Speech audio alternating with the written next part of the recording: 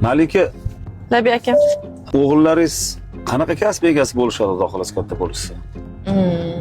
O'qimishli bo'lishadi. Futbolist ko'ramiz. Bitta tavsiyada, odamlar bir kunda 8 soat ishlashadi. O'rtacha. Uyga kelishadi, bir 4 soat dam olishadi. 4 soat uyda bo'lish uchun, yashash uchun 8 soat ishlashadi. Endi bir haftada 7 kun bor. Bir kun dam olish, 6 kun ish. Bir kun dam olish uchun 6 kun ishlashadi. Xo'p, bir yilda 2 hafta ta'tilga chiqadi odamlar. 2 hafta ta'tilga chiqish uchun 1 yil ishlashadi. Eng qiziq joyi bor.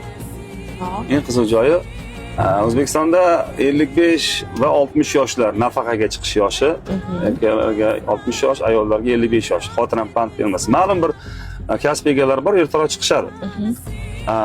O'rtacha yosh umr ko'rish O'zbekistonda 67 yosh, boring 70 yosh deylik. 70 yosh. 40 yil ishlashadi 7 yil nafaqa olish uchun. Faraz qilasizmi? O'rtacha 20 yoshda ishga kiradi. 40 yil ishlaydi, 60 ga kirgandan keyin nafaqaga chiqadi, bir 7 yil, 10 yil maksimum yashab vafot etadi. Qarang, ishlaydigan odamlar bor, ishlatadigan odamlar. Men aytmoqchimanki, farzandlaringiz shunaqa bo'lib qolishmasin. Ya'ni siz bilan bizga o'xshab qolishmasin. Ular ishlaydigan emas, ishlatadigan bo'lishsin. Lekin qarang aka, ishlaydiganlarni o'zi bunday olib qarasangiz, o'sha o'qigan diplomi borlar-ku. Xo'p, ishlamaydiganlar orasida qancha diplomlilar bor?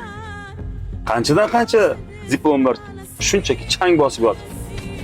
Gap diplomda emas. Diplom bugun nima? Ikki qora qog'oz xolos. Bu yerda gap nimada? Gap o'qishda emas.